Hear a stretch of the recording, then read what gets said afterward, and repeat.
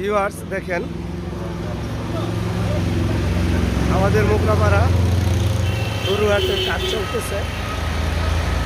এই যে ওইদিকে দুই ভাই বাঁশ পাততেছে গরুর জন্য, আর এদিকে এই যে দেখেন সামিয়ানা বা তেরপাল, আপনারা যেটাই বলেন, গরু যাতে বৃষ্টিতে না ভিজে এবং দিন রাত্র যাতে থাকা যায়, মানুষ যাতে থাকতে পারে, এই জন্য খুব দ্রুত কাজ চলতেছে।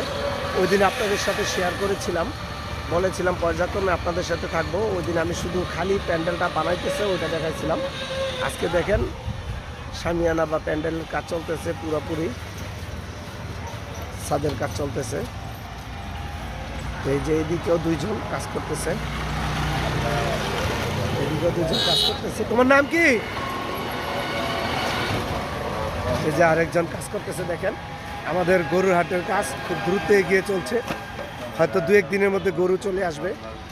তো আপনাদের দাওয়াত রইল, আপনারা আসবেন সোনারগাঁয়ের ঐতিহাসিক মোগরাপাড়া হাই স্কুল মাঠে, বালুর মাঠ। এই মাঠে গরুর হাটের ব্যবস্থা করা হয়েছে। দিন রাত 24 ঘন্টা বেচাকেনি চলবে একেবারে ঈদের দিন পর্যন্ত। তো আপনারা আসবেন, আশা করি আমার পাশে থাকবেন, আমাদের গরু হাট থেকে কেনাকাটা করবেন। এটা হলো নারায়ণগঞ্জ বা কাইকিয়া রোড বলা হয়, আর এদিকে মোগরাপাড়া চৌরাস্তা।